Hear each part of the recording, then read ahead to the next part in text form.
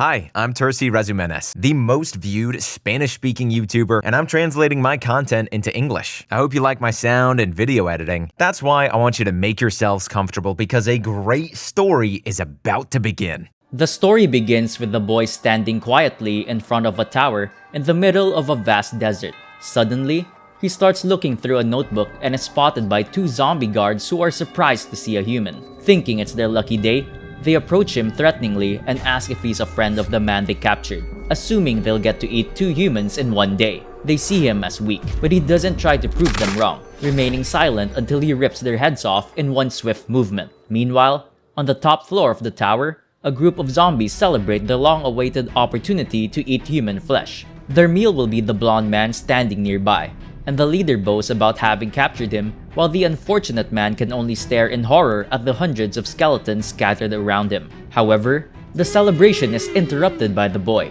who enters without saying a word. He is holding his notebook, and he is also holding something else in his other hand. The zombies assume the guards have skipped work, but the boy surprises them by throwing down the lifeless heads of his colleagues. The leader instantly gets the hint and becomes angry, while the boy simply asks for someone named Craven and shows them the drawing in his notebook, a clear portrait of the leader. This upsets everyone, especially the blonde man, who cannot fathom how someone could act so calmly in front of zombies. Craven asks the boy if he has come to rescue his friend. The boy explains that he has never seen the blonde man before and killed the guards only because they were annoying him. The stress causes a vein in his neck to bulge, and one of his subordinates steps forward to assure him that he will take care of the insect. As the man moves forward, Craven orders him to cut the boy into pieces. The man attacks and succeeds in cutting the boy into hundreds of pieces, which fall to the ground one by one. The subordinate claims that the job is done, but then the pieces of the boy begin to come together. He warns the subordinate that he won't be able to kill him like that. Complete silence ensues. When the warrior turns around, he finds that the boy is intact and attacks him, sending him flying with a single kick.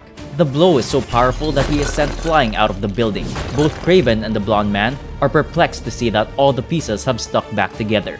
The zombie leader wonders what on earth this boy is and orders his men to capture him.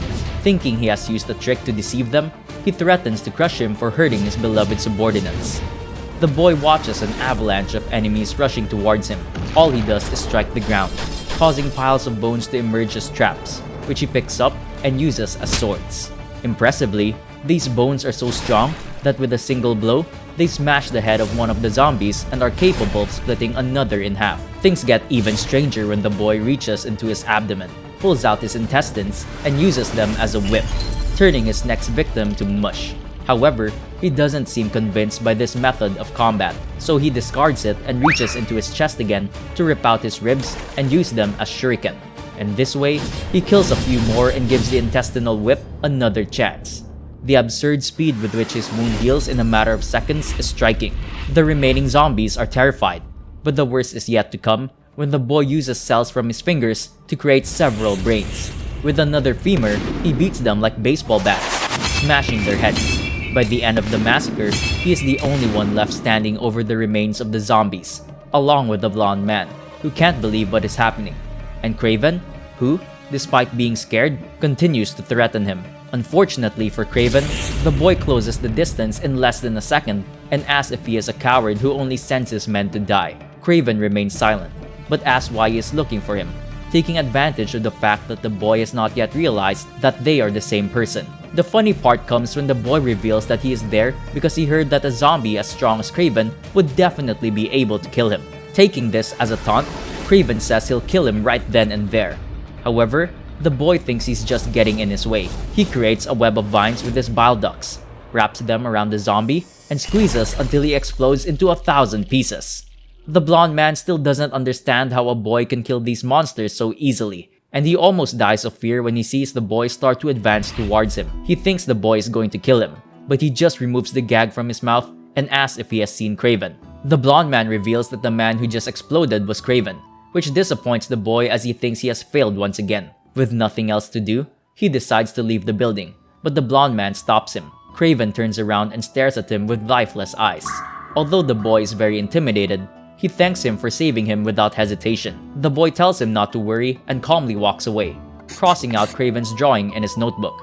Many years ago, the world was thrown into chaos by the emergence of a zombie virus. Although many humans survived, most of them mutated into the monsters they had just seen, an evolved version known as ZOMGANs. Civilization went to hell, and the boy thinks that, even though he managed to continue living as a human, he became an immortal being after that fateful day. He visits his mother's grave and apologizes to her because he hasn't been able to die today either. Meanwhile, we return to the blonde boy, Kyu-ho. After spending some time trying to untie himself, he is rescued by two other people, Dong-ho and a woman they call Leader, who had been looking for him. They are shocked by the carnage around them. He explains that it was the work of a student who appeared out of nowhere and took care of all the ZOMGANs. Then, they tried to get information out of him, but the look in his eyes is so frightening that they can't do it. The blonde man insists that he is human, but things take an interesting turn when the Leader examines the scene and finds some rather peculiar footprints. She asks if he was wearing trainers, and when Kyu-ho confirms that he was, they begin to track him down. They find him sitting in front of a grave. Dong-ho is surprised as he seems harmless and has been sitting there for a long time. However, the Leader only asks Kyu-ho if he is sure that this is the man they are looking for. He confirms that it is, causing the woman to jump out of the bushes and attack the protagonist with absurd speed. Of course, he manages to dodge it, which surprises her because he seems to have come out of it unscathed, despite her intention to kill him. Kyu-ho and Dong-ho lament her impulsiveness until they realize that the Leader hasn't actually missed. The boy's head falls to the ground at that moment. He tries to retrieve it, but the Leader suddenly pulls out a machine gun and starts shooting non-stop, asking him what he's going to do now. He puts his hand on his bleeding neck and pulls out another head, confirming that he is immortal. He begs them to leave them alone, but the Leader refuses to give up and starts beating him in every way possible. She punches, kicks, and shoots him relentlessly until the boy uses the network of bile ducts we saw earlier to deflect every single bullet. She is impressed, but he threatens to kill her if she doesn't leave him alone. He points at her in such a way that any false move will cost her her life. She accepts defeat, and he stops threatening her. He reveals that he doesn't like killing humans. Just when it seems like it's over, the Leader attacks again. She puts a knife to his neck and asks him how long it takes to regenerate. He doesn't understand, so she asks him to look at himself. The first wound she inflicted earlier hasn't completely healed. He is surprised, as it is the first time it has taken him so long to recover. Desperate for an answer, he asks her how she did it. She introduces herself as Lee Kyung, captain of the Lethal Force, and says that she would like to recruit him. Kyu-ho and Dong-ho are embarrassed by the Leader's attitude. He insists that he can help the boy achieve his goal of dying. When the boy asks him what he has in mind, Lee Kyung insists that they will need time to figure it out. It turns out, however, that the knife used to cut him was created by a talented scientist who will surely be able to work out how to take his life. From his expression, the boy realizes that this is the closest he has come to death in a long time, and that this is his chance. Feeling a mix of nerves and excitement, the boy asks if he can really make it happen. Lee Kyung just smiles and asks his name. The protagonist introduces himself as Mire, and assures him that, once they have finished off the ZOMGANs, reclaimed the lost land and taken the first step towards the recovery of humanity, she will kill him. Thoughts of his mother move him, and he feels a rekindling of hope, which had been extinguished for a long time. Mire asks him to promise her, and he does. Afterwards, they communicate by radio with someone named Garam, who insists that he will come and pick them up soon. Suddenly, a car appears and speeds towards them, braking just in time to avoid hitting them. We see that it is a girl with orange hair who apologizes for being late. However, Lee Kyung insists that it is no problem and orders everyone to get in the car. He introduces her to Mire, announcing that she will be his new partner on missions. The girl is excited and reaches out her hand, but the protagonist blatantly ignores her and moves on, leaving her wondering if he is shy. Later, Lee Kyung explains that they will be in charge of Operation Jinhae, which involves taking control of a territory occupied by the Rendan, one of the few organized groups of zombies. Their goal is to wipe them out, and to do so, they need to locate their leader. Craven was actually part of that gang, which is why Kyu-ho got into trouble with him. For this mission, however, Mire and Garam must reach Paladin, a Rendan executive who will surely have direct contact with the boss. It is crucial to investigate now, as the executives control not only groups, but entire cities. In the meantime, they will investigate other places. They are left on the outskirts of Jinhae. They will have to walk from there, as it is a rather bloody place, and Lee Kyung insists that Garam will be able to tell him everything he needs to know. After wishing them good luck, Lee Kyung, Hyo-ho, and Dong-ho leave, leaving Garam feeling excited because this is her first important mission. She must set an example, so they head towards the entrance, where they find that everything has been completely destroyed. Garam explains that the city is inhabited by different species of monsters and anthropomorphic animals. She insists that they must be very careful, but it is already too late as they are being watched. Fortunately, their watchers are not enemies, but Lee Kyung herself. She wants to use this as a kind of test for the protagonist because she finds it strange that he agreed to join them so easily, and she wants to evaluate him to see if he can be trusted. Back with Mire, Garam asks her to hide with him, but he doesn't seem worried. Suddenly, some creatures appear, leaving her paralyzed with fear and convinced that it's all over. They discuss Craven's death until they come face to face with the protagonist, who couldn't care less whether they see him or not. Realizing from a distance that he hadn't told the protagonist not to be caught, Lee Kyung is surprised that Mire has no problem advancing towards the enemies. Garam thinks this is crazy and asks her if he should kill them all. She doesn't know how to respond, but in less than a second, Mire summons a giant brain, which he throws at the enemies, destroying much of the city. Garam protects himself as best he can. Although he knew his boss wouldn't hire just anyone, he didn't expect such strength. At that moment, several surviving enemies appear, prompting the question of whether Mire is human. However, he summons more nets that cut them in half with a single blow. He also summons more brains, using all his resources to cause a gigantic wave of destruction. From a distance, Lee Kyung and the others can't quite understand what is going on. Clearly, they didn't expect him to be so strong either. In fact, more enemies approach the area every minute due to the commotion. Surprised to see their own people fleeing from a human for the first time, some begin to appear behind Garam at that moment, leaving her with no choice but to get to work. She pulls out a book and starts reading desperately, emitting a kind of magical energy. Interestingly, it's not a grimoire, but a boxing manual. Its power, called knowledge transfer, allows him to use any skill he reads about when activated. Thanks to this ability, he beats up his opponents while the protagonist continues to destroy more and more enemies. Kicks, punches, jumps, the city begins to fall into his hands, to the point where Garam asks him if he intends to destroy the entire city. Of course, Mire ignores her, advancing menacingly towards one of the enemies who stammers as he runs away in fear.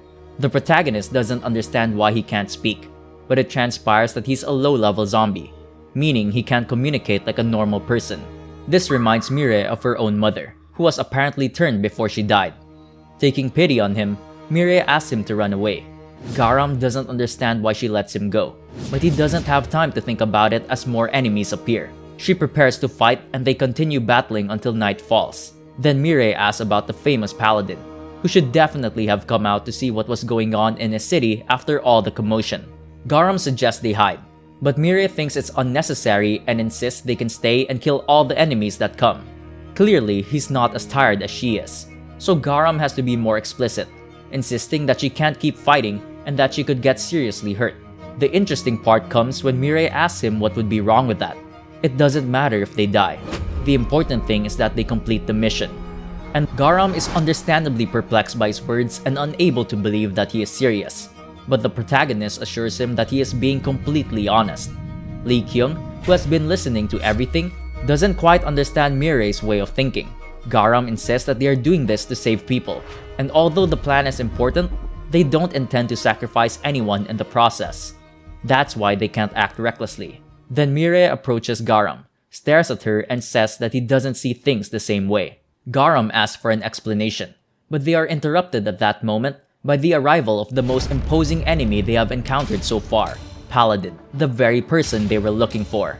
Garam is frightened when he realizes that he is in no condition to fight, and even if he were, there is no way he could defeat an executive. Paladin hadn't shown up earlier because he was investigating Craven's murder with the help of the only surviving member, the man whom the protagonist had sent flying. Paladin recognizes Mire as the one responsible for the massacre. Although he initially doesn't believe that a mere human could be capable of such a thing, the man tells him he's serious. With that made clear, Paladin prepares to attack, explaining that he has heard of humans called Transcendents, who stand out from the rest because they have special powers. He didn't know if the rumors were true, but either way, he wasn't going to let him threaten his family and get away with it. Seeing the situation from a distance, Lee Kyung knew they had to intervene. The three of them sprang into action. Meanwhile, Mire prepares to attack, but Garam tells her to run, knowing it's not a battle they can win. The poor girl insists they could really die, but those aren't the best words to stop the protagonist. He tells her he hopes so. Thus begins the fight, with Mire dodging the enemy to go after his subordinates first. Right before his eyes, she brutally annihilates them, unleashing her rage as she asks him who he thinks he is to touch her family. Paladin runs around him at high speed, intending to distract him and attack by surprise. Mire asks for Paladin to act, excited at the prospect of dying for real. She lets him cut her into dozens of pieces. Garam almost faints from horror. Not even a second passes before the protagonist reassembles himself and attacks, leaving Paladin confused. He thinks he just has to try again until he sees the protagonist's imposing figure begging him not to die. He is so afraid at that moment that he is completely paralyzed, and he instinctively backs away, wondering why he is shaking. As he advances, he wonders if this is fear. Garam watches the whole situation in bewilderment as he sees Paladin use the same desperate strategy again. Paladin runs around Mire, increasing his speed until she is trapped in the middle of a giant tornado. Paladin says he will punish her for hurting his family. Interestingly, Paladin takes advantage of the situation to run away, knowing that his family is on another level. He thinks he should warn his boss and gather the rest of the executives, but at that moment, the protagonist jumps on Paladin, impales him, and spins him around like a toy. The protagonist thinks that Paladin once had a family too. Gradually, memories of his mother flood his mind. She was a kind woman until she turned into a low-level zombie and tried to kill him. He had no choice but to kill her to protect himself. The worst part is that in her final moments, she was able to say his name, which only increased his guilt. In the present, Paladin cries out in pain and warns him that the other executives will make him pay. The protagonist asks Paladin not to take it personally, explaining that he is also doing this for his family. Then, he kills Paladin, leaving only a trail of blood. At that moment, Lee Kyung and the others arrive on the scene, perplexed by what has just happened. She announces that this is enough and cancels the mission. They came to investigate, not to destroy the entire city. Now, they have no choice but to return to base. She asks everyone to follow her. The situation has left a bad taste in her mouth, not because she doubts the protagonist, but because he has shown such cruelty that she doubts his humanity. It's literally the first time she's ever felt bad about a man, so she wonders if she recruited a person or a monster. Late at night, two figures examine the scene of the massacre and determine that humans were responsible, but none died. The figures are two zombies, a red-headed woman and a long-haired man who becomes frustrated when he realizes that humans are causing problems. Thanks to her sense of smell, the redhead determines that they left recently and asks if she should warn the other executives. The man insists that they kill them once and for all. The woman agrees, and they set off. Meanwhile, the boys build a fire and stop to rest. They distribute some food, and Lee Kyung notices that they are downhearted, which makes sense considering the failed mission could have serious consequences. However, they are most worried about the protagonist, who promised to be the best resource but ended up causing problems. Because of that, Lee Kyung decides to be honest. She tells Mire that she was testing him to see if he was trustworthy. However, Mire doesn't understand why he destroyed the city when she asked him to investigate it. That's why she can't trust him. Then, the protagonist reveals that he was only following orders because the goal is to annihilate the zombies. Lee Kyung agrees that this is the ultimate goal, but they cannot act with such brutality. If they continue like this, they will only endanger humans. Even if they succeed, he does not believe that a society with such brutality can be considered human. Lee Kyung admits that he needs her strength, but her recklessness will put them in danger. He also knows that he needs her to die. If she wants him to kill her, she must follow his orders exactly, which Mire agrees to do so. Lee Kyung thinks that should be enough. However, he knows that what has happened will cause many problems because killing an executive is practically a declaration of war. He knows the rest of the high command will start to mobilize against them. This becomes clear when the two ZOMGANs who were there before arrive at the cave. Before entering, the woman confirms that the smell is coming from inside, but when they enter, ready to fight, they are already gone. The man can't believe he was wrong. Then, they realize that they have camouflaged their scent with food. They must be very careful. Even though they wanted to take care of it themselves, they realize that they will have to go to the other executives because this is not the time to underestimate them. The humans have started a rebellion. The next day, Lee Kyung's team arrives in Busan, a city also taken over by zombies. Humans are left with two choices: become slaves or be eaten. As they pass through a police checkpoint, the police order them to look for those responsible for the disturbance in Jinhae. They are not stopped because the police assume they are mere slaves. Meanwhile, Lee Kyung guides them through the sewers to their hideout. There, they meet another ally, Nuri. Nuri scolds them for what happened to Jinhae and reminds them that their job was only to investigate. Lee Kyung tells her that he will give her the details later, once he has finished something important. Then, she asks Mire to come closer, and they stand face to face. She explains that they will eventually encounter the executives. She doesn't know how many there will be or how strong they are. However, it's clear that Paladin was the weakest, so she orders him to attack her to the death. The protagonist asks if that's an order, and she replies that it is. Everyone is perplexed, especially Kyoho, who remembers their previous confrontation. The boss didn't use all her power then, so she probably wants to see if Mire can defeat her now that she has her ability. Lee Kyung has no doubts about her strength, but she needs to be sure that she will be skilled enough to defeat all the executives. Suddenly, the protagonist attacks, and we learn that, after the zombies appeared, some humans developed abilities known as Transcendent, which allowed them to fight the zombies. Garam is an example of this.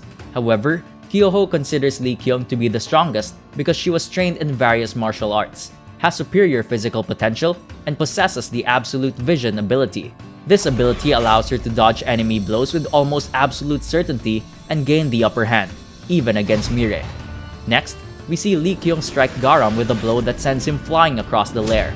Although he recovers easily, it's clear that he won't be an easy opponent. The leader makes it clear that she'll take the fight seriously, so the protagonist responds with a flurry of blows. Lee Kyung finds it interesting and activates his ability to catch them as if they were nothing. Nuri asks them to be careful with the barracks. However, the bones he had taken begin to disintegrate, creating a distraction that Mire uses to attack by surprise. Surprisingly, Lee Kyung dodges the attack. However, the next attack is 1,000 times more powerful, making Lee Kyung question his ability. Although he has bullets, the bones are traveling at a greater speed. He realizes that the protagonist is much stronger than anticipated. Despite escaping unharmed, he decides that enough is enough. He is the winner of this battle. Mire obeys his orders and stops attacking. The others are surprised to see their leader appear to be a match for his opponent. Rather than being scared, they are given new hope, the opportunity to defeat the executives. Lee Kyung declares that it's time to begin preparations for the next stage of his plan. The most surprised person is the protagonist, who realizes that, despite his efforts, he hasn't hit her once. Afterwards, Lee Kyung meets with Nuri to explain what happened in Jinhae. However, just by looking at the protagonist, Nuri has already figured everything out. Lee Kyung is annoyed that she is so smart. At least, however, it saves him from having to explain anything. The point is that the situation has become more complicated than expected. They will surely be found soon, so he proposes fleeing to Oryuk Island, which is known for being a human slave farm. Interestingly, this place is home to Jiyeon, the scientist who made the knife, as well as a weapons expert essential for manufacturing the weapons they will need in this battle. Of course, there's also the matter of the promise he made to Mire. Jiyeon will find a way to kill him, and he intends to keep his word. Surprised by how desperate he is to die, Nuri assumes that the knife alone is not enough and starts thinking of a plan. Minutes later, he outlines the plan. First, they must bring Jiyeon back. Second, they must recruit more allies to expand the unit. He begins to give them the details little by little, and everyone wonders how they will get to the island if the ports are controlled. She tells him not to worry, saying they will go straight to the port of Busan, where they will find a boat to sail away on while the protagonist takes care of the dirty work. Meanwhile, the Rendon executives are holding an emergency meeting that promises to change everything. The meeting begins with Rishiel, number 6, informing them that Jinhae has been destroyed, the Paladin has been killed, and they have been unable to track down those responsible. Number 4, Knight Fechi, asks if they are sure they are human. Number 5, Yeru Yeru confirms it. For Arlo III, the only explanation is that they are transcendent beings. However, Sphatus II insists that transcendent or not, they are still human. The most powerful of them all, number 1, Territ, does not agree with taking it lightly. He orders the cities to be sealed off and security to be tightened until the rebels are captured. Someone will have to take care of it. of course, and Rishiol is chosen for the mission as a kind of punishment for his incompetence. He doesn't like the idea, but accepts it and decides to start investigating in his territory. Returning to the protagonist, he is ordered to take care of the zombies as discreetly as possible. Taking the mission very seriously, Mire starts tearing heads off here and there, making sure to make as little noise as possible. However, he leaves a clear trail of corpses behind him. Meanwhile, Dongho and Garam search for the perfect boat but can't find one that works. They are almost discovered by a couple of zombies. But then the protagonist appears and turns the zombies' heads into soccer balls. Kyoho is so nervous that he gets lost. But then he hears the voice of a slave girl being attacked by zombies who want to devour her. Everyone receives rations of human flesh, but the quantities have recently been reduced. As a result, they are forced to break the rules and find their own food. The woman tries to defend herself. Just then, her son appears and does what he can to protect her. The zombies show no mercy to the little boy, but they make it clear that they don't plan to devour him. It's in their best interest for the children to grow up, so they won't run out of human labor and meat. They take him away, and Kyoho realizes what is happening. He runs to the scene, ready to intervene. There, he finds the woman crying and the zombies annoyed because he keeps getting in their way. Kyoho thinks he can't do much because he's a poor fighter. The zombies assume they will be able to devour him too. Although he tries to defend himself, one of them grabs his face, making it clear who has the advantage. Fortunately, the zombie's head disappears, and Kyoho falls to the ground, confused. The last zombie is so scared that he starts screaming. Then, Mire appears and shoots him with one of her mini brains, instantly putting him to sleep. Relieved, the little boy runs to his mother. The protagonist watches this scene with a mixture of sadness and nostalgia. Kyoho notices this, but at that moment, the woman approaches to thank them. Although Mire ignores her, the blonde woman assures her that it's no problem and asks them to run home. Once alone, Kyoho thoughtfully observes the protagonist, unable to understand how someone who seems to have no emotions can appear so sad. Suddenly, he is informed that they have finally found a boat. The next scene shows all the team members ready to leave. Lee Kyung realizes that Dongho stole clothes from some zombies. The problem begins when the dock workers start finding bodies and alert everyone to what is happening. Once at sea, Garam uses his powers to safely deliver them to their destination. Kyoho approaches the protagonist to keep him company and tells him that his ability is true manipulation. This means he can change how others feel just by talking to them. To prove it, he tries to cheer the protagonist up, but it doesn't work. It's as if the protagonist's negativity cancels out the effect of his power.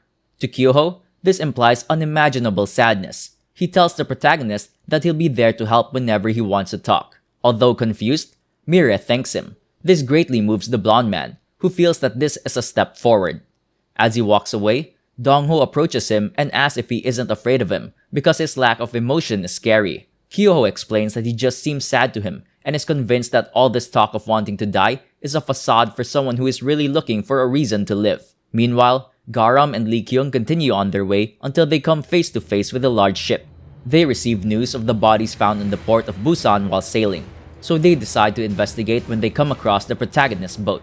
The worst part is that this is not just any ship, but one led by Rishiol himself. Luckily, when the captain tells Rishiol what happened, he doesn't show any interest in investigating and orders the captain to go take a look. They ask the protagonist for their cooperation. Garam panics, but Lee Kyung stays calm, determined not to repeat what happened in Jinhae. At that moment, Dongho asks if he should tell the protagonist to prepare for battle. However, she notices an important detail: the stolen clothes. She asks him to put them on immediately. This way, he and Garam can pretend to be dock workers transporting people to Oryok Island. The captain begins to check the records because there shouldn't be any shipments that day. However, Dongho insists that they are new and that there must have been a mix-up. The problem is that zombies usually do that job. Kyoho almost faints from panic at the thought of being discovered. However, Lee Kyung had a reason for leaving Dongho in charge. Before the zombie disaster, Dongho's dream was to become an actor. In other words, he is a compulsive liar. He insists that they were sent by a man named Cholso Kim, a name he made up. He assumed that there would be at least one man with that name in the entire port. When the captain asks him if that's true, Dongho stands his ground. However, he's surprised to learn that there is indeed a Cholso Kim on the payroll, and the captain knows him quite well. That's why he insists all this confusion makes sense. Cholso isn't good at writing reports. Meanwhile, the protagonist wonders if they can just kill him. Everything was going well, until Rishiol came down to ask why they were taking so long. While the captain explains the situation, Lee Kyung analyzes him and recognizes that he is not your average zombie. His suspicions are confirmed when the captain demands respect because they are in the presence of one of the top executives and the man in charge of Oryuk Island. Rishiel decides to look at each of them. He stands in front of the protagonist and asks if they have met before. When the protagonist doesn't answer, Rishiel assumes he is imagining things and leaves, leaving the decision of what to do with the protagonist in the captain's hands. Meanwhile, Lee Kyung asks the protagonist to remember his face well because he will have to fight that man sooner or later. The captain then decides to take them to the island. As soon as they arrive, he asks for rooms to be assigned to them and says goodbye to Garam and Dongho. Since they are supposedly port workers, Lee Kyung signals for them to find a boat they can use when the time comes to leave. That's how they part ways. Lee Kyung is assigned to a different cell than Kyoho and the protagonist. As its name suggests, this place functions as a breeding ground for slaves. Some work manual labor, some perform specific tasks, and some are used for entertainment. Interestingly, these three groups are the most privileged and are sold to cities. Those who do not serve as slaves are turned into meat and sent to slaughterhouses. In short, the way to stay alive is to prove that you are strong and valuable. Survival of the fittest. Keeping this in mind, Lee Kyung asks Mire to protect Kyoho until she gives further instructions. She insists that one must be more cautious of humans than of ZOMGANs in this place. She will take care of finding Jiyeon in the meantime. The boys are put in a cell with several other men, including a bald man who looks like a mobster. Kyoho insists that they are there to rescue everyone. However, he then sees the bald man holding a woman by her hair. The older prisoners, an old man and a little girl, can only cry and tremble with fear. Kyoho realizes that something is strange about this place. The bald man insists that they don't know how things work there and that he will explain everything to them.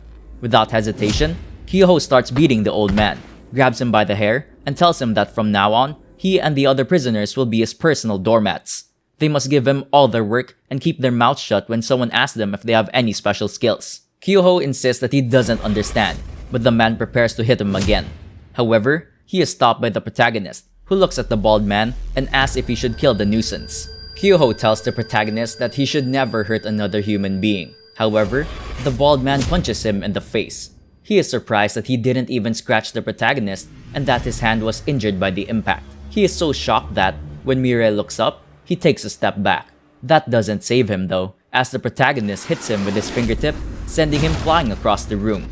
Everyone is impressed, including the bald man, who can't believe a child has such strength. The problem is that the commotion attracts a zombie, and Kyoho panics, thinking all is lost.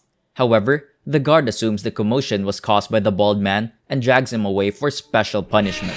Clearly, the man had caused trouble before, so Kyoho is relieved. Although he fears he will be killed, he is so empathetic that he feels bad for the bald man. Just as he is about to explain what happened, the old man kneels before them, begging for mercy. If they use the same strategy as the bald man and don't let him go to work, he will be sent to the slaughterhouse. The woman tells the old man to have some respect for himself. Kyoho doesn't understand what's happening, but then he realizes that since Mire obeys him and is the strongest, he is now in charge of what happens in the cell. This is how humans live here. They must debase themselves to survive. He makes it clear that his plan is to help them escape. Meanwhile, another thug tries to subdue Lee Kyung in her cell. She agrees to obey his orders and sits down to rest. It's clear that she was prepared for things to turn out this way, and doesn't intend to waste time on nonsense. At that moment, they announce that all insects must report to their work areas. She thinks the voice sounds familiar. Later, we see Kyoho struggling to move logs while hoping that the protagonist will do well and wondering how they will find Jiyeon. Meanwhile, Mire has been assigned to the sewing room, where he cuts his hand. The manager sends him to rest on a stool while he recovers. Then, Hayeon, the girl from earlier, arrives and offers him band-aids. She looks embarrassed and concerned about him. He says he doesn't need them, but she insists and asks his name. She thanks him, saying that thanks to him, they were able to return to work. At that moment, a woman named Jisun joins them. Apparently, she was the only one who dared to fight the bald man. The funny part comes when Hayeon, very nervous, shows the protagonist a note confessing that she thinks he's cute. He doesn't understand and runs away. Jisun takes the opportunity to thank Mire. She explains that he really saved them. Although the competition is even worse in the other cells, they owe him their lives. His kind gaze catches Mire's attention, reminding her of her mother. This is too much for him, so he decides to walk away and get back to work. That night, Lee Kyung is getting desperate. He has spent the whole day looking for Jiyeon and hasn't found a trace of her. He wonders if he missed an area to search, and he panics at the thought that she was taken to another city, or worse, that she has already been killed. Suddenly, the loudspeakers sound again. Lee Kyung realizes why the voice sounds so familiar. The person making the announcements is Jiyeon herself. Without hesitation, she asks the thug where the transmissions are coming from. He replies that they are coming from the guard room, which is his responsibility. Keeping this in mind, Lee Kyung begins to develop a plan. She needs someone else's badge to do his job, so she knocks him out with a single blow and steals the necessary code. She makes her way to the guard room, where security isn't very tight, and comes face to face with Jiyeon, who bursts into tears of joy when she sees her. The girl explains that she was caught while investigating and had no choice but to work hard to survive. However, that only ended up condemning her to becoming a guard. Lee Kyung assures her that she doesn't have to worry anymore because they're going to escape. However, that doesn't cheer Jiyeon up at all. She insists that there's no way to escape that place alive. Jisun, on the other hand, suggests that now that the bully is gone, they can get to know each other better by writing their goals in a notebook. Hayeon agrees. Although Kyuho has his doubts at first, he thinks it might be a good opportunity to learn more about Mire. Everyone starts writing down their goals. Things get weird though, when the protagonist asks the blonde boy what he should write. The boy jokingly tells him to write the first thing that comes to mind and adds that it's an order. Mire takes the task seriously. Once they are ready, they share what they have written. The old man reveals that he wants most to see his grandchildren before he dies, frightened by the thought that they may not be alive when he does. Jisun shows her support and reveals that she wants to cook a good meal most of all because it has been a long time since she has gotten together with friends to eat, given how much the world has changed. Kyuho becomes so emotional that he starts crying. When it's Hayeon's turn, she stares at the protagonist with the red face and confesses that she'd like to get to know someone better. The blonde boy says he can't think of anything, so they move on to Mire, who has filled pages and pages of his notebook. He reveals that he wants to die, and the reason is his own mother. He tells them everything about the cold winter day when he killed his mother. It all started after school when she picked him up, and little Mire told her what had happened at school. Unlike other families, they were very close, and his mother joked around with them. Suddenly, she started coughing. At the time, he assumed she had something stuck in her throat. However, the protagonist noticed that someone else was coughing too, as if some kind of flu were going around. His mother dropped him off at home, insisting that she would come back after work. Although Mire said they were used to this routine, something felt off. He had a strange feeling, as if he would never see her again. He asked her to take him with her, and they spent the whole afternoon at his mother's stall. He kept a close eye on her the entire time. Thinking he was upset, she insisted on closing early, so they would only stay a few hours. He told her he didn't mind waiting. Although he was actually quite bored, he was happy to spend time with her. He wanted moments like that to last forever. The problem was that his mother's cough intensified at that moment. Within seconds, she was on the verge of fainting. Luckily, Mire was there to help her. Trying to maintain her composure, his mother insisted that she just had a cold and needed to rest. The boy's concern grew little by little, but when they got home and his mother started making dinner, she seemed completely fine. Mire was relieved, and the rest of the evening passed normally. In fact, his mother said she had a little gift for him. She showed him a brand new uniform that she had worked hard to buy so he wouldn't have to wear hand-me-downs anymore. He was thrilled, and even though it was quite big, he put it on with great excitement and went to bed wearing it. The real problem didn't start until 1 a.m., when everyone in the city received an emergency notification informing them of a biological disaster in the country and advising them to stay home and avoid strangers. The situation worsened, however, and they were asked to evacuate as soon as possible. Mire woke up to the commotion and saw his mother coughing up blood in the kitchen. Frightened, he went to her and asked if she was okay, but she was no longer his mother. She was a monster that lunged at him, attacking and biting him on the neck. The protagonist was very young, so he cried as he slowly bled to death, begging her to stop.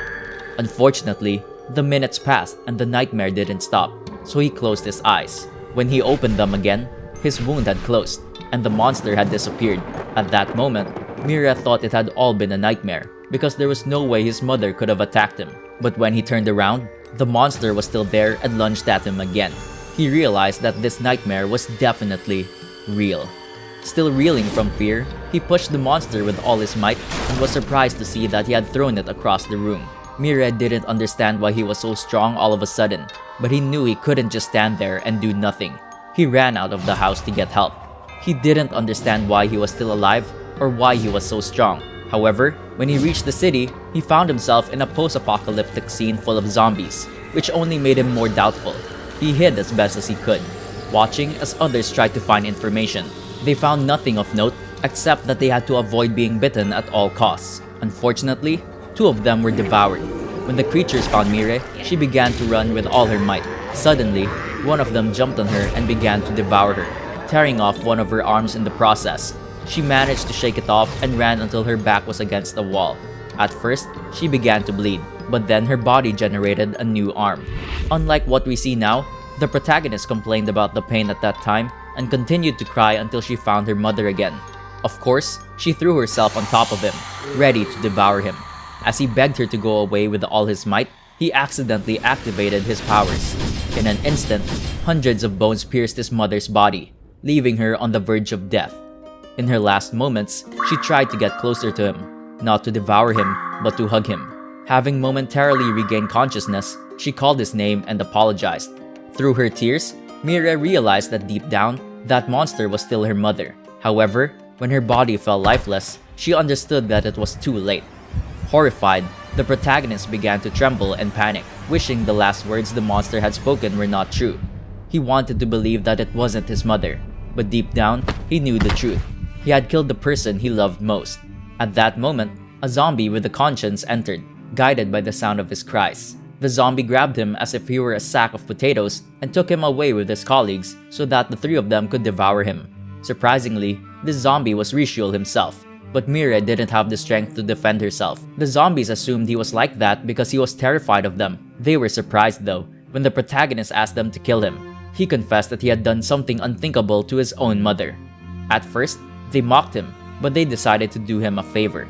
They explained that they used to be like the others, but suddenly, their memories returned and took control of their bodies, making them much stronger. In short, they had evolved, making them willing to grant a dying child's last wish.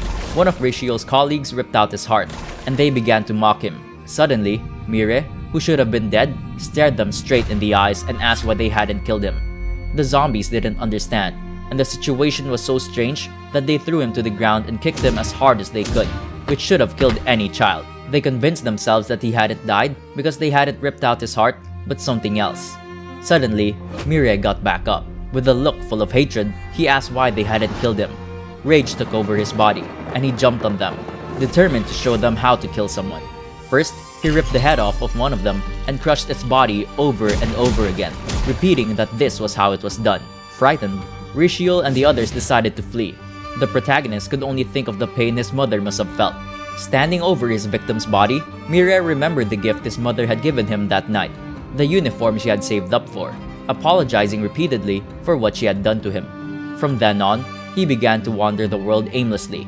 The days turned into years, and his goal remained the same: to die. When he finished his story, no one knew what to say.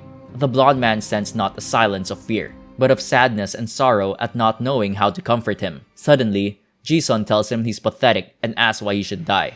The woman insists that he doesn't understand his mother's feelings.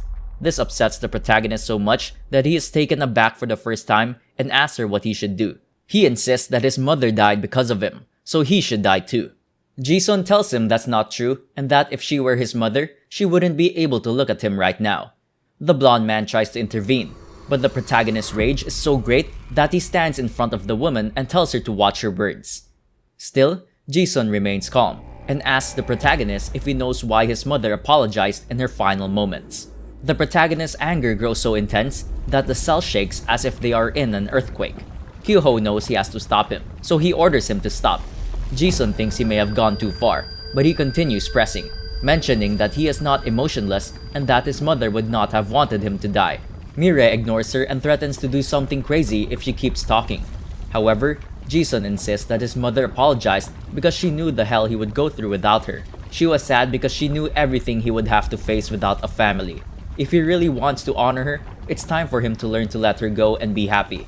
That's the only way she can apologize for what she did. The words resonate deeply with the protagonist because he sees his own mother in that woman and knows she would say the same. Because of that, he calms down. He sits in a corner in complete silence and tries to reflect on the matter while a single word repeats in his mind: no. Jiyeon, on the other hand, insists that the only way out of this place is to kill Rishiel. He seems to have erected some kind of magical barrier that allows people to enter but not leave without his permission. In short, a confrontation is inevitable. Although she is a genius, she has spent months trying to devise a strategy with little success. Interestingly, everything is just as Nuri predicted. The strategist theorized that the island was under the jurisdiction of an executive, so entering, rescuing Rishiel, and escaping would not be easy. This deduction is interrupted when something in Jiyeon's pocket starts ringing. It's the Ring Ding Dong, a device she created that can erase short-term memories and also works as an alarm. The fact that it has rung means it's time to switch shifts with their partner, who is just starting to walk through the door. This brings us to another scene with Lee Kyung and Nuri. Nuri insists that the only thing they can be sure of is that they won't be the only ones on the island trying to escape. There will always be at least one person trying to do the right thing, and they can ally themselves with that person. This brings us back to Jiyeon's partner, Ho Young. Upon seeing Lee Kyung, Ho Young does not suspect them but simply tells them they can leave. However, when he thinks no one is watching, he begins to look over some blueprints. It becomes clear that he is also trying to find a way to escape. That's why Lee Kyung approaches him without hesitation and suggests they start working together. The man tells Lee Kyung that if he's joking, he should leave. Lee Kyung looks at him and says he's serious. The man doesn't know how to react, but he goes along with it and asks Lee Kyung to lower his voice. If anyone sees them, they're dead. Lee Kyung understands his doubts, so when they encounter a zombie later, he doesn't hesitate to fight it. Ho Young can't believe a human defeated a zombie so easily. The captain erases his memory to prove she can do that and more. She has even stronger people under her command and asks him if he's willing to work with them. Curiously, Ho Young accepts. He points out that he doesn't know her and isn't sure if she's crazy. However, he was planning to escape anyway, and it would be best to do so with people who can help. With that said, Lee Kyung takes the blueprints and insists that, soon, everyone will be able to escape. He thinks she's crazy, but she insists they can't leave anyone behind. She tells him to trust her because she's sure they'll succeed. Ho Young hesitates, but admits that he has never seen anyone so capable. He explains that any exit can serve as an escape route. Security at this place is not that great, and the real reason no one has tried to escape is fear of the zombies, especially Rishiel. Lee Kyung understands, but insists there's a solution. If they want to convince people to flee, they must show them the zombies aren't invincible. That means finding and defeating Rishiel. Either way, they have to take care of him. Although Ho Young thinks she is crazy, the mission begins the next day. Curiously, it turns out to be the perfect day for a rebellion. Due to the pressure generated by Paladin's murder, Rishiel calls a meeting with all the zombies and humans on the island. They will use this meeting to eliminate people's fear and turn the situation around once and for all. Unaware of what is about to happen, Rishiel watches boredom set in as all the humans leave until Lee Kyung suddenly stops. Those behind her urge her to move forward, but she suddenly shouts, "Garam, get the boat ready at the front door. That's how we're going to get out of here." Garam hears her in the distance, and they begin to move. The rest of the prisoners think she has lost her mind. A zombie tries to intimidate her, but Lee Kyung grabs him by the head and slams him against the wall, finally getting Rishiel's attention. She says that she never thought they could escape through the front door, but that she owes it all to him because his arrogance will mark the end of the zombie era. No one understands how a human could have killed the guard, but Rishiel is ready to act. He calmly advances toward her, while the others retreat, fearing they will be caught up in the killing. Rishiel realizes that she was responsible for Paladin's death and asks if she has come to kill her. Lee Kyung tells her not to be confused. She is there to rescue the humans. As hope begins to blossom all around, Rishiel unleashes her imposing power and orders them to be quiet. Her overwhelming aura makes Lee Kyung understand why everyone is so scared. He also tries to intimidate her, assuring her that she shouldn't be so confident and that he is stronger than Paladin. He says that he will show her the difference in power between executives. Lee Kyung smiles and tells him that she won't be his opponent, and that Paladin's killer is right behind her. Suddenly, Mire jumps on Lee Kyung and hits him with such force that he flies through the air. The captain takes the opportunity to tell everyone to hurry, as it is time to escape. Some still have doubts, but Kyoho convinces them to hurry and leads them down the right path. Some zombies try to stop them, but then Ho Young appears and traps them in a hallway with Lee Kyung. She also asks him to flee because she will take care of the threat. One of the guards asks Ho Young if he is sure these people will make it. He admits that he had doubts at first, but the captain's absolute confidence made him realize that a new era has begun. As for Lee Kyung, the surrounding zombies try to intimidate her, asking if she really believes she can defeat them. She admits that there are many of them, but more people are counting on her to succeed. She won't let a single one of them escape. Meanwhile, Rishiel confronts the protagonist, recognizes him as one of the humans who came to the fishing boat, and asks if he is the leader. Mira tells him no, but that doesn't spare him from a lecture about how difficult it will be to undo everything the zombies have achieved. The protagonist says that none of that matters to him, but he can't let him go alive either. Exasperated by his meaningless answers, Rishiel attacks with all his strength. However, Mira repels him as if he were a fly. He sends Rishiel flying without giving him time to react, and responds with a lash that almost gouges out his eye. Rishiel cries out in pain as he feels a terrible pressure rising above him. He realizes he's about to be crushed. That feeling is familiar, so he searches his mind until he remembers his first encounter with the protagonist years ago. He is paralyzed by the only person he has ever feared. The impression is so strong that he starts laughing. The strangest thing is that he is happy to have finally found his master. The protagonist doesn't understand anything. Rishiel confesses that he has been feeling lazy lately. It's different from when he first got into zombies. That was the night he met the protagonist and was so scared that he knew he had to become stronger to survive. That's how he trained relentlessly until he became an executive. However, he reached the point where he felt so powerful that there was nothing to fear, and everything began to lose meaning. Power, money, and luxury clothes no longer excite him. But the situation has changed because the person who first taught him fear and inspired him to become stronger is finally standing in front of him. That's why Rishiel asked the protagonist to teach him again and make him feel that panic once more. At that moment, the protagonist hits him, sending him flying across the island. Rishiel returns with a face showing pure excitement. Despite being beaten up, he smiles when he realizes that he could die at that rate. He can't help it. He loves feeling this way. He decides to make things more interesting by revealing that just as transcendent humans exist, zombies can also develop powers. He proves this by launching a pair of feathered wings from his coat like bullets. He can fly perfectly, dodging the attacks Mira launches in response, and having fun after years of an empty existence. Seeing that he must close the distance, the protagonist puts his hand on the ground and begins to emit jets of blood that propel him up to Rishiel's height. He hits Rishiel, grabs him by the neck, and throws him to the ground with all his strength. As the zombie tries to flee, the protagonist throws him to stop him. Of course, Rishiel doesn't give up so easily. In fact, he's glad that he can fly too. Then Mira gets on his back and launches a new attack that even surprises Lee Kyung, who has finally managed to defeat her opponents. She acknowledges that fighting someone so experienced has allowed her to devise new fighting strategies and become stronger. He meets Jiun and asks her to find everyone on the ship while he takes care of Rishiel. Then, Kyoho appears with the prisoners. They are pursued by a new wave of zombies, but Garam intervenes and neutralizes almost all of them with his taekwondo skills. Meanwhile, Jisun and the old man almost reach the ship, but realize that Hayeon is nowhere to be found. Since she is unwilling to leave anyone behind, she asks him to go ahead while she looks for Hayeon. At the same time, the battle between the protagonist and Rishiel continues. The protagonist searches for a retractable sword, but Mira responds by turning her arm into a machine gun made of bone. The protagonist regains the upper hand and throws Rishiel to the ground brutally.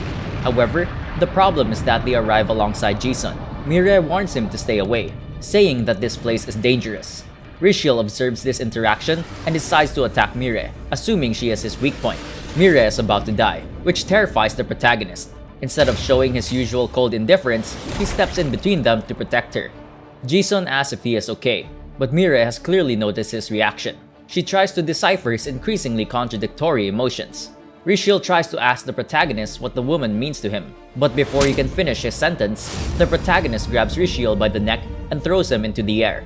At that moment, Hayeon appears and explains that she took so long because she was searching for the bald man from earlier.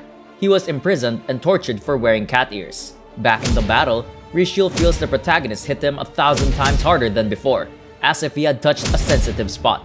The beating is so severe that the protagonist doesn't let him rest, instead throwing his fists like projectiles, which fall again and again. Blow after blow, Mira gains the upper hand until he finally rips off his limbs and hangs him, completely subduing him. Despite his screams of pain, the protagonist doesn't care about his suffering at all, so he drops him into the void. Rishiel confesses that he was really hoping for a chance to win the battle. He realizes that he didn't know who he was facing.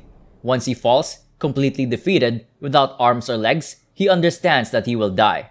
Mira seems ready to finish him off, and Rishiel has accepted his death. He tells Mira that it has been an honor to fight him one last time and thanks him for making him the person he is today. The poor man had already begun to recite his last words when the protagonist clarified that he wasn't going to kill him. His boss had ordered him to beat and knock out Rishiel just as he was about to die. He delivers a final blow so powerful that it would easily kill anyone. Lee Kyung observes everything and announces that they can finally leave because with Rishiel defeated, the island's barrier has fallen. Of course, first he'll take care of the remaining zombies. As they board the ship, the people can't believe they're actually going to escape. Suddenly, they see the protagonist dragging Rishiel like a sack of potatoes and leaving her in front of the captain, as if she were an offering. She congratulates him, but the first to approach is Jisun, who thanks him for saving her. The protagonist doesn't know what to say and, thinking about everything she had said to him before, asks her how she could get over what happened and what her purpose in life would be if she stopped thinking about dying. It's obvious that, over the years, that has been her driving force, so she tells him that he must find a new reason for living for himself. After everything that happened with the zombies, many people live their lives without a clear purpose. Some search for their families, others cling to hope, and others do whatever it takes to survive. Ultimately, the only thing that keeps them alive is the endless search for something that gives them hope. He can't tell her how to live, but he recommends that she can find something that excites her and motivates her to get up every morning. Interestingly, the conversation is overheard by the captain, whom Kyuho had told about the protagonist's past, pointing out that, beneath all that desire to die, Mire really seems to be looking for a reason to stay alive now that he is alone, without his mother. With that in mind, Lee Kyung approaches him and tells him that, until now, he only saw him as a means to an end and that he invited him to join his team because their goals were compatible. However, she no longer feels that this is the right thing to do. She wants to start treating him like an official member of her unit, her family. Keeping this in mind, she asks him if he still wants to die. The protagonist is completely honest and says yes. The captain accepts his answer and leaves, announcing that they are ready to go. Kyuho thinks that, in this chaotic world, there's no easy way to define hope. Everyone seeks their own benefit and pursues something different. That is what makes them human and leaders of their own destiny. After that, Rishiel wakes up to find the captain standing right in front of him. The captain tells them that they need to talk. He looks at her and the other boys, asking if they really expect him to tell them everything. He understands why they left him alive, but won't give them the information for free. Lee Kyung insists that he has no choice. That's why Kyuho is there. He demonstrates his powers by forcing Rishiel to laugh like a schoolgirl. He makes it clear that they have ways of getting information out of him. Rishiel says he understands and asks them to stop making him look stupid. He has such a funny expression that Jiyeon can't hold back her laughter. Finally, ZOMGAN confesses that he just wanted to create drama. He is more than willing to tell them everything. He explains that he has nothing to gain by remaining loyal to the executives because they have something interesting to offer him. When we look at the protagonist, we understand what he means. His battle with Mire made him realize how boring his life was, and he wants to join them. He assures her that he will do anything. All he wants to do is continue fighting alongside his master. Kyuho doesn't believe him, but the captain sees an opportunity. He asks how accepting him into their team will benefit them. Rishiel acknowledges that he is intelligent and that he can offer them information. He tells them that under their current conditions, they won't be able to keep sailing forever. Eventually, they'll run out of fuel and get caught. However, there's an alternative, another island near Oryuk where they can take refuge. He is the only one who knows how to get there. Kyuho insists it could be a trap, but the captain agrees on two conditions. He must stop eating human flesh, and they must be able to keep an eye on him. The captain acknowledges that it may seem like a foolish decision, but working with them is the best option they have right now. In any case, Mire can kill Rishiel if he becomes a threat. However, the blonde man cannot accept the idea of working with a zombie and wonders if living with these creatures is part of the captain's plan. Jiyeon asks him how he created the barrier around Oryuk. Rishiel explains that she will understand when she sees the island he is talking about. Surprisingly, it is such a small piece of land that it wouldn't fit 10 people, so they think it's a trap. At that moment, however, he asks Lee Kyung to look under the palm tree. She threatens to destroy it if it's one of his tricks, but he insists she just presses the button, she'll understand why he came there. The captain complies, and suddenly, the small island sinks into the water like an elevator, taking them directly to a giant underwater city. He explains that he stumbled upon this place by accident and has no idea how it was built, but they can take refuge there. However, he wants to ask her a question first. He doesn't know what powers Rishiel has, but just by looking at her, he knows she can defeat all the executives easily. He asks her why she decided to capture him. She confesses that she has her reasons, and he will eventually understand. Afterwards, everyone arrives in the city, and is assigned a house. Meanwhile, the main members of the lethal force gather in what appears to be a research center. At that moment, Nuri appears. The protagonist had gone to look for her a couple of minutes ago using her unique flying ability. She congratulates them on completing the mission and informs them that now that they have Jiyeon, they can continue with the rest of the plan. The protagonist left the boat there to avoid attracting the zombies' attention. They decide to take a break before continuing. Finally, Nuri gathers them once more and explains that this city will be their new base of operations. They will call it the Department of Destruction, and the laboratories will be their headquarters. Rishiel mentions that the Rendan leader's current location is a mystery even to him, because he has never revealed himself to any of the executives. In other words, no one knows where the Rendan leader is. Therefore, the plan is no longer to use the executives to find him. Rather, they will kill and hunt down the executives until the leader decides to show himself. The first targets are numbers 5 and 4, Yeru Yeru and Night Fechi, who occupy Changwon, a city known for its zombie training center. Although the city is said to have impenetrable defenses and an abundance of military weaponry, it is the best option for gaining an advantage and establishing independence from Mire. Jiyeon insists that capturing a place like this would have major consequences and that the other executives would come after them. However, Nuri insists that they shouldn't worry because there is a cannon in Changwon that is so powerful that, if they use it well with the city's defenses, they will be able to protect themselves from any attack. Rishiel confirms this, explaining that the place was built as an absolute defense by order of Terate. Of course, that means it will be difficult to infiltrate, but they will think of something. Luckily, they have the protagonist on their side. They plan to use this mission as the biggest step toward freedom for humanity. Taking Changwon will allow them to expand their territory more than ever before, and the fear of zombies among humans will disappear. Hyuho reiterates that Rishiel is not to be trusted. He may be leading them into a trap. He is also not convinced by the argument that Rishiel wants to fight alongside Mire. Rishiel defends himself, pointing out that he has only told them the truth so far. He thinks to himself that he has a point though. He doesn't plan to betray them. His goal is to be with Mire and to have the opportunity to fight her one day. The captain acknowledges his concerns and says they will first conduct a reconnaissance mission. It's not about blindly trusting him, but taking advantage of the resources they have right now. Nuri insists that they wait before doing anything. The priority will be to recruit strong people who can fight alongside them. After the meeting ends, the captain asks Mire to stay behind. She and Jiyeon discover that the technology in these laboratories is extremely advanced. Not only that, but the barrier that covered Oryuk was not just magic. It was a technology similar to that of this place. That is to say, it was created before everything happened with the zombies. Clearly, it was advanced for its time. Jiyeon wonders who built this place and why.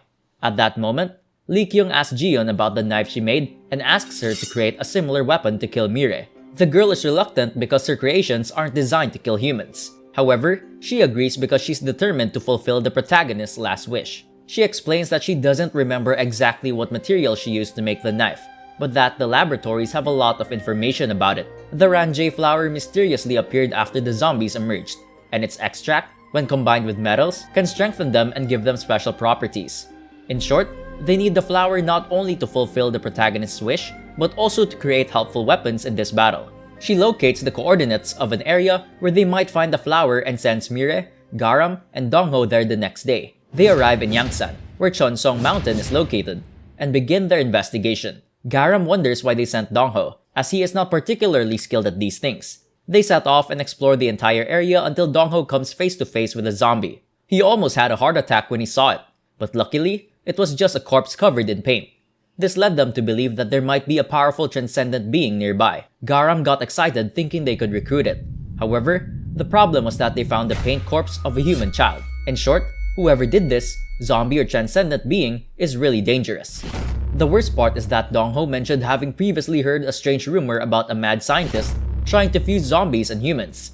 He wonders if that place could be the scientist's base of operations. Garam insists it's unlikely, but finding a zombie and human corpse together is not a good omen. The girl wonders if they should return, but she dismisses the idea immediately because the captain left her in charge of the mission, and she is responsible for completing it. The captain trusted her implicitly, so she tells herself that she can't return empty-handed. She orders them to continue the search, trying to appear as confident as possible. She assures them that they will complete the mission that day. However, they find nothing, and when night falls, Garam panics at the thought that the blessed flower may be extinct. She tells herself that she will find it the next day, even if she has to turn the mountain upside down. she decides that it is time to rest. Of the three, Mire offers to take the night watch because she never gets sleepy and doesn't need to rest. Dongho thinks it's very convenient and thanks him. However, Garam thinks it's unfortunate that he's so strong. She remembers that since the protagonist joined the team, she hasn't had the chance to succeed. She froze in fear when it came to being a paladin. She just had to find the boat on the island, and today, she couldn't even find a simple flower. These may seem like trivial things, but all she wants is to become a heroine. When she was little, there was a fire at her school. Scared to death, she locked herself in a closet and cried, and screamed for someone to help her. Suddenly, a firefighter appeared and didn't hesitate to rescue her. He was just doing his job, but he became her hero and her greatest inspiration. From that day on, she decided she would be that kind of person, a hero capable of saving others. However, until now, she has only provided support. She doesn't feel as strong or decisive as the captain, as smart as Nuri, or as skilled as Jiyeon. Compared to them, she feels pathetic. Her thoughts are interrupted, however, by a child's cry for help. The child is about to be killed by a zombie. The zombie attacks her, and without hesitation, Garam steps in to protect the child. The zombie asks her if she is the killer who sets traps, trying to lure her in. Although Garam does not understand, a blonde-haired woman watches the scene from afar. Thinking Garam is the killer, the zombie lunges at her to kill her. She uses her skills to respond with several Muay Thai moves. His spectacular fighting style isn't enough to stop him. The boys arrive just in time, but the zombie responds by throwing a giant rock at the little boy. The poor boy is about to get crushed when Garam asks the protagonist to intervene. He doesn't move, so Garam steps in front of him to take the full brunt of the blow. She ends up being knocked down and can barely get up. The zombie then comments that she's not as strong as the rumors said, and grabs her by the head, ready to kill her. Dongho asks the protagonist to save Garam, but Mire explains that she was ordered not to. It seems that all is lost when, at that very moment, a powerful yellow beam tears off the zombie's head. The little boy recognizes the power and smiles with joy, shouting that the hero of his village has come to save him. We then see that the blonde woman from before is actually a man fighting with a paint palette and a giant brush. Excited, the boy runs towards the man and tells him that these people tried to save him. The man thanks them and introduces himself as Min Sung, a hero. Garam finds it strange that he would describe himself that way. Although he invites them to spend the night in his village, Garam refuses, pointing out that they have other matters to attend to. This seems to bother the man, but he puts on a perfect facade and wishes them well. The two groups part ways. Garam tells them it's for the best and asks them to take a look at the zombie's body. Its paint stains are identical to the ones they saw that morning. He thinks the man is suspicious and starts to make a plan. Then, he remembers what the protagonist said earlier. He asks her what she meant when she said she was ordered not to help her. Mire reveals that the captain ordered her not to intervene. Garam becomes angry. Although he insists that he should help her in life or death situations, he remembers that the protagonist was willing to let her die before. He tells her to forget it and that she doesn't need help. He leaves to find out what the suspicious man is up to. Garam sees that the man is welcomed in the village not just as a hero, but as the person primarily responsible for protecting everyone. They mention a flower ceremony, but Garam, watching from a distance, wonders if they are people who fled the city and settled here. At that moment, we realize that Dongho and Mire haven't really been separated from us. They are also watching everything from a distance as she goes deeper and deeper into the village. Garam follows Min Sung, who seems to be standing guard and wandering around, watching all the streets. Things get murky when the man sees a boy with a small dog. With a psychopathic look on his face, he wonders if he should bring them together. The man continues on his way as if nothing had happened, but Garam has heard him and can't help thinking that he is the mad scientist from the rumors. Knowing he must stop him, Garam follows him to his house. There, he sees the man talking to a small painted bird and asking it what he should do now. The bird replies that he should do whatever is best for him. Although Garam doesn't understand, he hears Min Sung laugh like a madman and say that he will bring them together. For Garam, this is enough evidence that Min Sung is up to something, so she lunges at him, ready to stop him. Strangely, when he sees her, he kneels in front of her, calls her his savior, and confesses that he was planning to look for her. It turns out to be a big misunderstanding. Min Sung explains that he's no hero, but took on that role after developing skills and accidentally defeating a zombie. When people saw what he had done, they started praising him. Even though he had no idea what he was doing, he got carried away by all the attention and accepted the role they had assigned him. When he said he was going to bring them together, he didn't mean the boy and the dog. Rather, he meant that he was going to join Garam's team to help her get out of this mess. His evil laugh is just how he acts when he's nervous. Garam asks him about the bodies found near the villa, and he confesses that he failed to protect the boy. Since this place is hidden, it was enough at first to protect the people. But lately, more have been showing up, so he started setting traps around the area. Unfortunately, that only attracted more zombies, causing accidents like the one with the child they saw earlier. In short, it's been a series of unfortunate events. He needs help protecting these people and himself because a zombie warned him that someone from Changwon would come to kill him soon. The problem begins when noises are heard throughout the village, and the ZOMGAN he was warned about arrives, ready to kill the famous killer. We see that she is an idol-like girl who, for some reason, seems capable of reflecting her shadow. This creates the illusion that there are 4 people. Garam panics, but the boy doesn't hesitate to run out and save them. This surprises her because just a second ago, he was scared. Yet now he is willing to risk his life without thinking twice. She follows him and alerts the other boys to what is happening. Meanwhile, in the center of the town, the zombie begins annihilating people with ultra-resistant rings that can split them in 2. She begins annihilating everyone in town. We see that Yeru Yeru entrusted her with this mission and that she is one of his subordinates. Finally, Minsung appears and realizes that most of the people are already dead. Still, they hope he will save them. He apologizes for being late. The zombie is excited because the big battle is about to begin. However, the blonde's anger is palpable, so he activates all the traps he had hidden around the area. He emits a powerful rainbow headed toward the zombie. The problem is that she is so fast that she dodges it and reaches him as if it were nothing. Excited, the ZOMGAN responds by launching several shooting stars in quick succession. Minsung can only apologize to everyone as he takes the full brunt of the attack. The redhead is disappointed, unable to believe that the famous assassin is so weak. She claims that the mission has ended up boring. She was about to finish him off when Garam arrived and kicked her so hard that she flew through the air. The blonde thanks him, but it's obvious that they have failed because everyone in the village is dead. Garam panics when he realizes that no matter how hard he tries, he never achieves anything. However, he finds hope when he discovers that some are still alive. At that moment, Dongho and the protagonist arrive, and Garam orders them to evacuate the survivors as soon as possible. They don't understand why everyone was gathered in one place, but Minsung explains that they were there for the flower ceremony.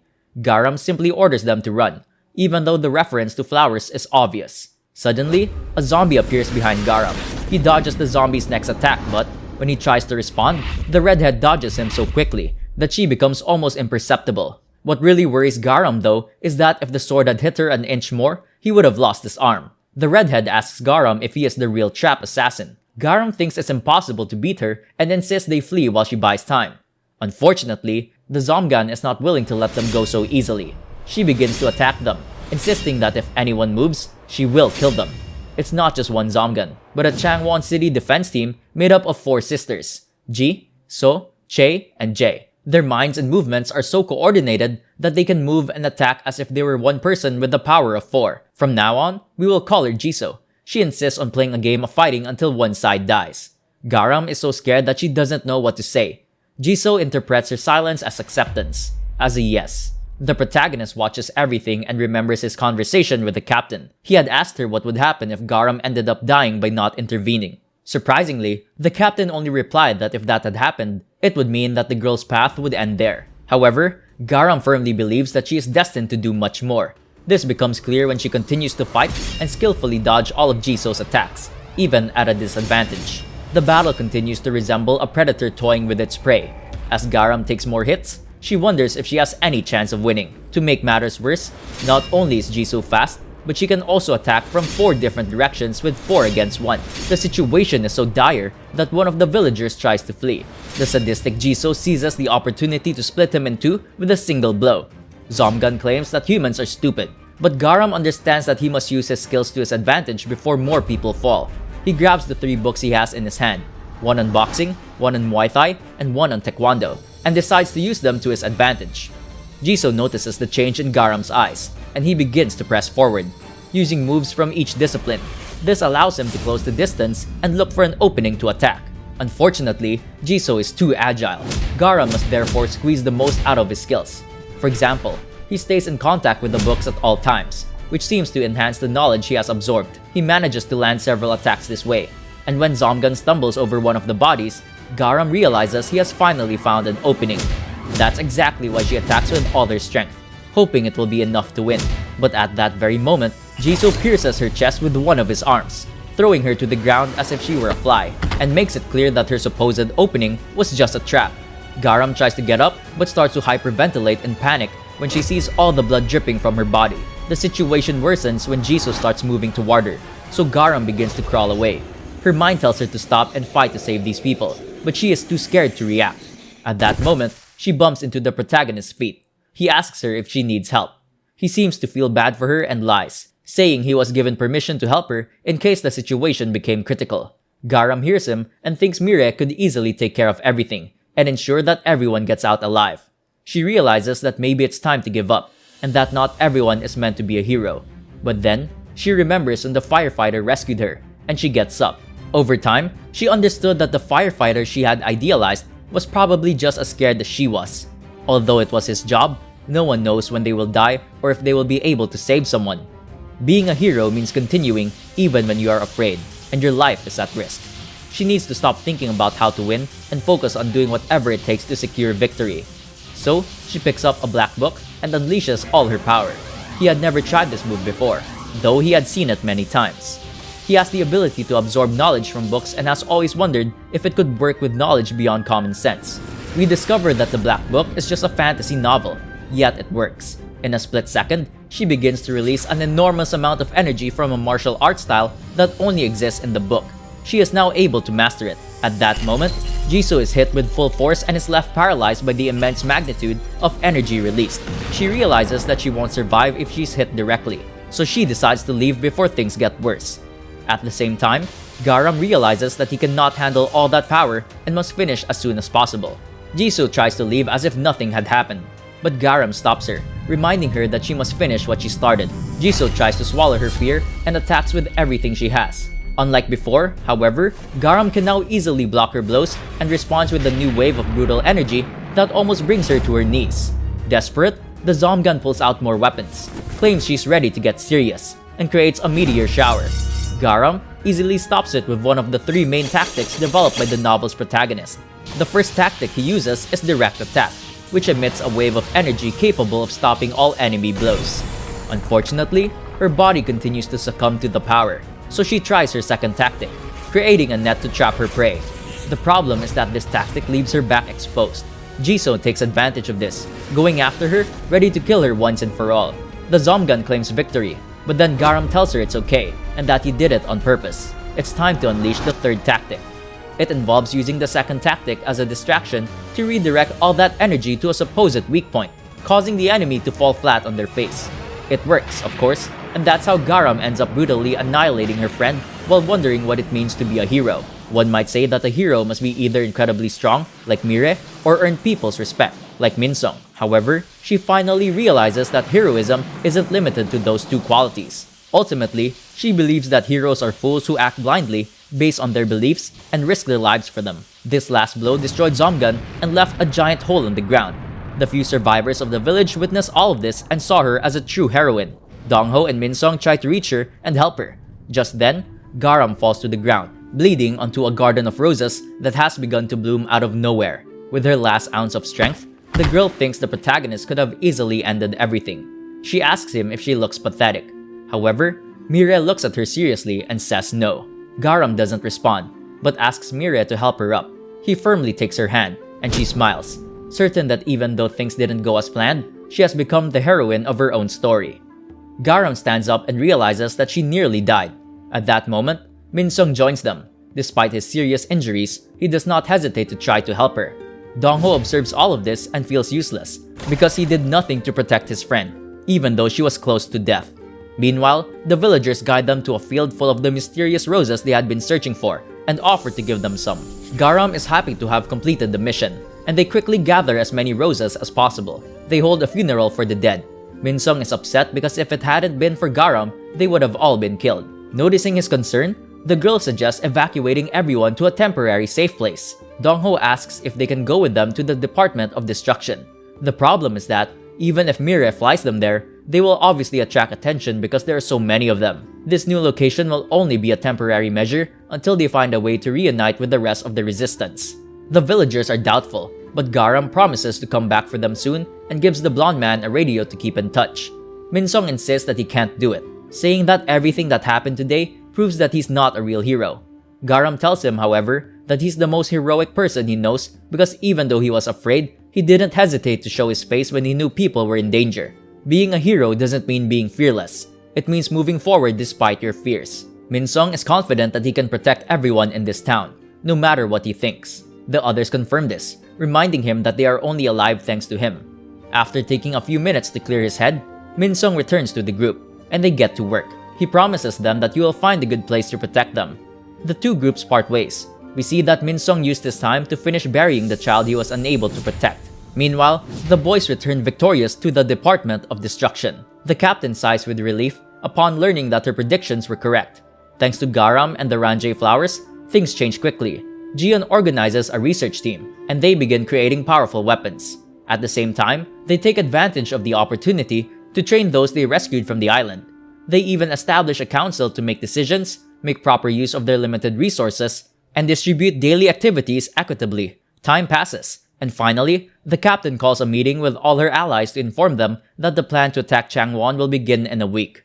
Unfortunately, they lose the element of surprise when Yeru Yeru arrives on Oryuk Island and realizes that everything has disappeared. He wonders what the hell happened there. Without wasting any time, she calls Night Fetchy to inform him of what happened. Since it was in Rishiel's territory, they assume that if it has been destroyed, their companion must be dead. Night Fetchy suggests organizing a new meeting with the other executives, but Yeru Yeru stops her, saying that if Terate finds out, she'll cause a huge commotion, and she's not in the mood to deal with that. The redhead decides to take care of the matter herself. She summons energy bars called Mo, fuses them with their own powers, and unleashes hell around her to erase any remaining evidence. She claims it's time to dust off her old martial arts skills. Although Night Fetchy tells her she doesn't want to get involved, Yeru Yeru reveals that Jisoo didn't die and told her everything that happened with Garam. She decides to start her investigation in that town, ready to take down some humans. In the Department of Destruction, Hayeon acts as a commentator for the third joint training session, a capture the flag game between Mira's team, the Reds, and Rishiel's team, the Blues. The latter is excited to face his master again, and the prize is a box of crab chips. Each team has a leader, Kyuho for Mira's team and Ho-young for Rishiel's team. Ho-young used to be a popular teacher and is confident he can exploit the strengths of his team members. He believes that all he needs to do is boost their confidence despite their clear disadvantage against the protagonist. Curiously enough, his strategy works. They seem more motivated, and the blonde decides to copy it. Hayeon starts the first battle, and we meet Haemi, who is probably Mira's biggest fan. After Rishiel, of course. Interestingly, the protagonist has no idea who she is. Yet, she is obsessed with him. She is so strong that she defeats most of the opposing team on her own. Her real opponent turns out to be Rishiel, who becomes jealous when he sees that she also refers to the protagonist as Master. The zombie is all bandaged up and isn't as strong as he used to be, so he's at a disadvantage against Haemi, who also seems to have powers. However, he isn't affected at all because he's proud that Mira took the time to put bones on both sides of his body so that he can move. Jiyeon analyzes the fight and recognizes that the special weapons made from the flower help in battle and greatly increase their army's strength. She also notices that some people have awakened transcendent abilities. This includes Haemi and the redhead. Although they are clearly not as strong as Mire, they seem destined to become valuable allies.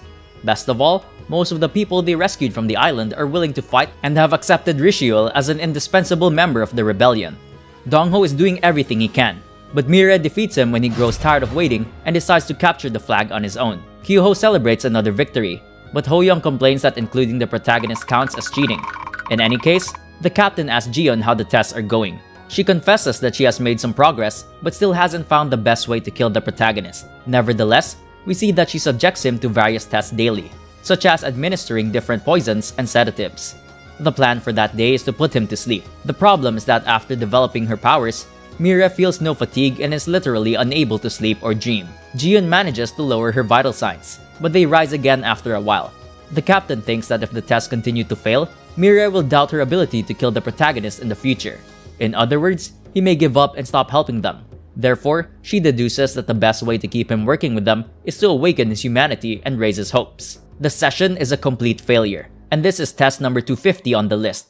Next, Jisun and Hayeon, who live together, receive an unexpected visit from Mire. The captain entrusted her with the mission of helping them with their chores for the day. Hayeon is excited, and after some thought, Jisun decides to make curry. She asks Hayeon to find some missing ingredients. The first item on the list is carrots. The fun begins when Hayeon asks the protagonist where to find them. He takes her straight to Garam. We learn that the girl has kept in touch with Min-sung, who insists they can get the carrots after the Changwon mission. However, the conversation is interrupted by Mire and Hayeon. Garam doesn't have any carrots and doesn't understand why they asked her. Mire watches him thoughtfully. He had assumed that he had carrots in his hair. The girl kicks them out of her house and asks them not to bother her with nonsense. Then, they meet a bald man who has apparently had his moment of redemption. He is now kind and grows carrots. They're not very big, but he offers to give them to them for free for saving him. When the little girl tells him that they need potatoes too, he says he doesn't have any. However, he mentions that there are fish in the ocean that look like potatoes, and they could probably use those instead. Hayeon decides that this will be their side mission for the day. They go to Jiyeon to get diving suits. Kyuho joins them. He was just wandering around, but he's determined to make good memories with Mire. They start diving, and sure enough, they find fish with potato-shaped bodies. There were many genetic mutations after the zombie incident. The problem is that a giant sea beast swallows the potato fish. It appears to be the king of the sea and launches an attack on them. Fortunately, a single glance from the protagonist is enough to make the creature retreat because it remembers Mire's strength from when it saw her in Vietnam. The beast not only flees, but also vomits up all the potato fish it had devoured. This completes Jison's mission, and the woman adds the beast to the shopping cart to put in the curry. Such a haul catches the attention of all the neighbors, who arrive excited to try Jison's food. The problem is that she has never cooked for so many people or with such high-quality ingredients. The result is a terrible stew. Everyone tries to hide their gagging and whispers about how they thought she was a good cook. Kyuho, ever the kind one, tells the protagonist to try some. This reminds Mire of his mother, who used to insist that he never skip meals. The phrase stuck with him so much that even when he doesn't need to eat, he continues to do so in honor of his mother. For this reason, he takes a bite of Jison's curry. Everyone is excited because it's the first time they've seen him eat anything. They ask him how it tastes. He says it tastes awful but finishes it anyway. The captain, who had clearly sent him to spend the day with the girls on purpose, hopes these moments will become meaningful memories for him, observes the scene. The real problem begins when we return to Garam, who realizes that Minsung has suddenly stopped responding. We see the boy's radio lying in the middle of nowhere. Garam insists that they rescue him after the Changwon mission, but it's too late.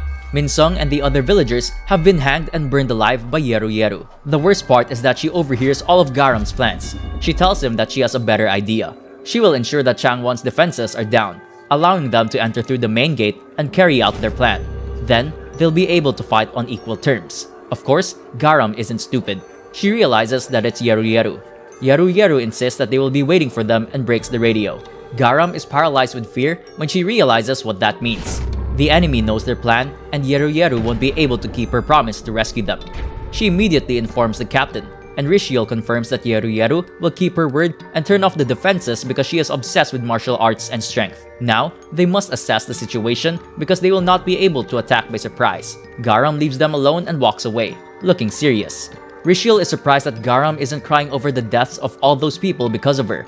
However, the captain acknowledges that Garam has grown strong. She knows the best way to cope is to take responsibility for what happened. Nuri says that the situation is not so bad because it was risky from the beginning, and now they can focus solely on attacking. Admittedly, their chances of winning aren't high, but that's more because they've been discovered than because they've been unable to confirm anything other than the presence of a giant barrier around the area after investigating it multiple times. Now that they're going to let them in easily, everything will be easier. The only thing that worries him is the possibility of a trap. Rishiel tells him that Yeru Yeru is too stupid to come up with anything, so they decide to go ahead with their plan and take advantage of the opportunity. ZOMGAN is excited about seeing Mire in action again. As for the protagonist, he is resting peacefully next to a tree when Jison appears and throws away the remains of the curry. She insists that she didn't expect it to turn out so badly.